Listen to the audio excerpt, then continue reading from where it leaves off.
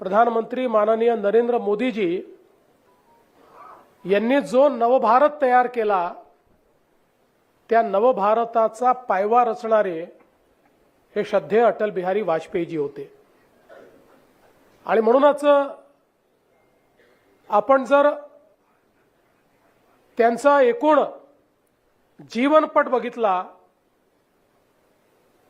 तर एक स्वयंसेवक म्हणून, एक पत्रकार म्हणून,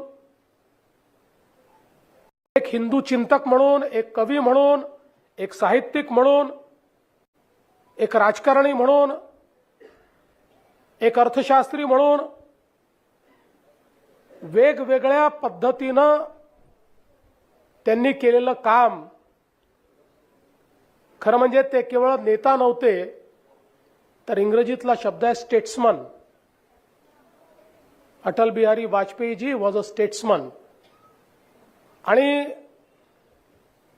आपण बघा की या भारतीय जनता पक्षाला ज्या प्रकारे त्यांनी विपरीत काळामध्ये नेतृत्व दिलं, दिशा दिली आणि सातत्याने हिंदुत्वाची संकल्पना मांडत असताना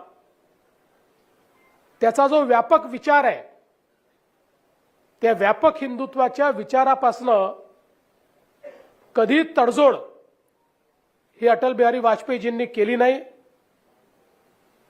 पहिल्यांदा ज्यावेळेस ते परराष्ट्र मंत्री बनले त्यावेळेस खऱ्या अर्थानं भारताचं परराष्ट्र धोरण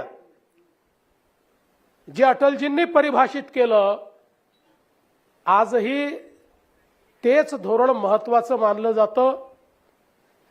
आजही तीच पद्धती आपण स्वीकारतो, किंबहुना मध्यंतरीच्या काळामध्ये ते धोरण बदलायचा प्रयत्न झाल्यानंतर आपल्याला कल्पना आहे की त्याचं नुकसान देखील भारताला सहन करावं लागलं।